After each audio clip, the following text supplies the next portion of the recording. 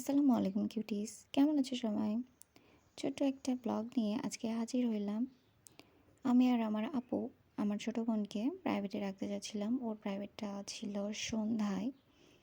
তো রিক্সা না পাওয়ার কারণে তিনজন মিলে এভাবে হেঁটে হেঁটে যাচ্ছিলাম। অবশ্য বাসার অনেক কাছে, সমস্যা ছিল না। তারপরে ওকে প্রাইভেটে রাখার পরে আপু আর আমি মিলে দোকানে গেছিলাম। কিছুদিন আগে আপু আর আমি একসাথে কিছু শপিং করেছিলাম। মানে কিছু প্রেশার কুকার, তারপরে জিনিসপত্র কেনা হয়েছিল। তো প্রেশার কুকারটা নিউ, বাট কাজ করতেছিল না। তো সেইটাই চেঞ্জ করায় নিচ্ছিলাম।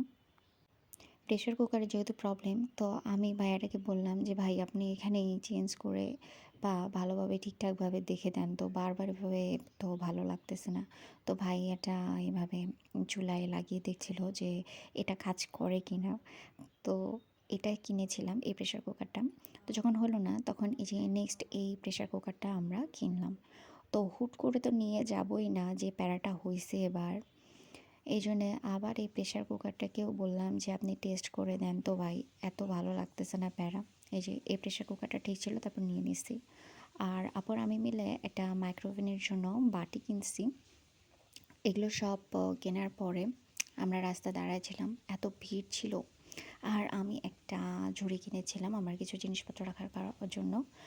আপুকে পাঠাই দেই আমার ছোটো বোনকে নিতে, আর আমি বাসায় চলে আসি। তো মামুনি এসব আনপ্যাক করছিল, তারপর আমি খাবার নিয়ে বসে পড়ে, খুব ক্ষুধা লেগেছিল। কার্টুন দেখতে দেখতে খাচ্ছিলাম।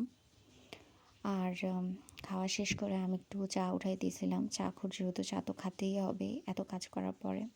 তো চা খেতে খেতে চা খেতে খেতে আমি একটা মুভি দেখছিলাম, আমার পছন্দের মুভি ধুরন্ধর। তো আজকের ব্লগটা এইটুকুই। সবাই ভালো থাকবে, সুস্থ থাকবে। আল্লাহ হাফেজ।